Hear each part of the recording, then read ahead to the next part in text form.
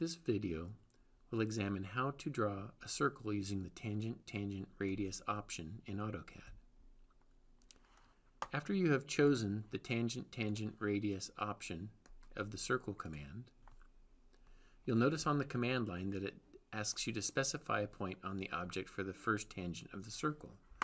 As I move to an object, you'll see that it gives me the tangent object snap. On the command line now, it asks me to specify a point on the object for the second tangent.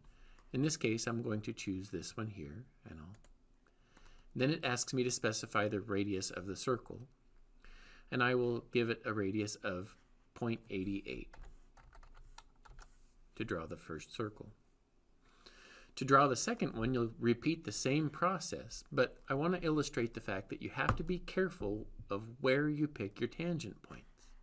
If I come back here and just use the same object or same function, but I'm not careful with where I pick my points, 1.88, you'll see that I get something that I don't necessarily expect. So when you're using this function, you have to be careful to pick your tangent points approximately where you think they should be.